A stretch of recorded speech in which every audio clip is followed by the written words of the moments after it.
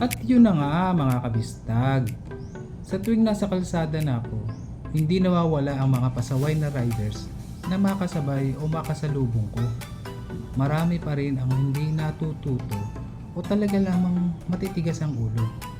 Andyan yung mga nagpupumilit sumiksik sa gawing kanan ng mga sasakyan upang makaiwas o makalusot sa napakasikip na traffic. Kung hindi man, dun sila sa kaliwa. Magka-counter flow na. Sa kanan, mas malamang ang disgrasya. Sa kaliwa naman, swerte mo kung wala kang makasalubong na pulis o traffic enforcer. Wala pa nga isang oras na bumiyahe ko papunta sa opisina. Pero hindi ba bilang ang mga nakasabay ko sa daan at nakasalubong ng mga pasaway na gaya ko. May isa o dalawa yon, walang suot na helmet.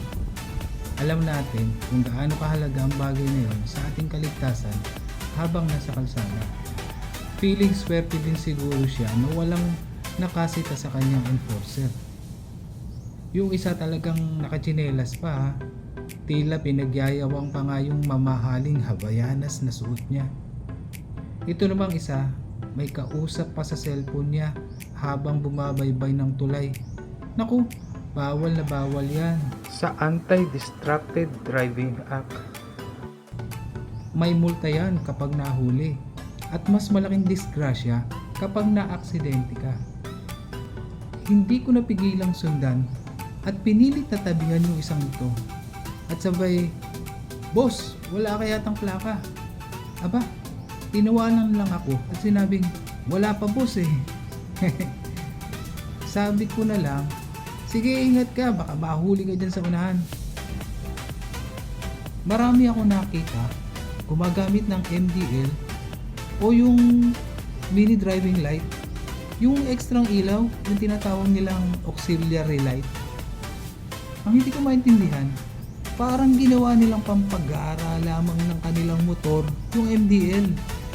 Hindi ba nila alam? O hindi ba nila inalam na may guidelines o alituntunin sa paglalagay ng auxiliary lights? Dangan kasi, kahit sa kay liwa-liwanag na daan, pinapailaw pa nila ito. Well lighted ang kalsada gaya ng sa syudad. Hindi na dapat gamitin ng MDL.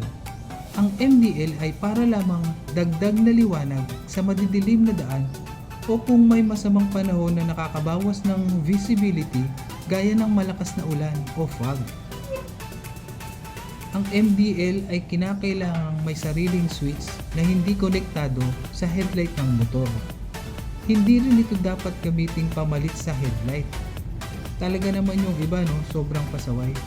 Nakapatay ang headlight pero nakailaw ang napakaliwanag na auxiliary nila.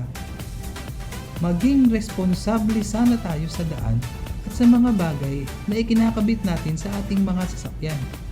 Maging maalam tayo upang maging ligtas, mga kabistag.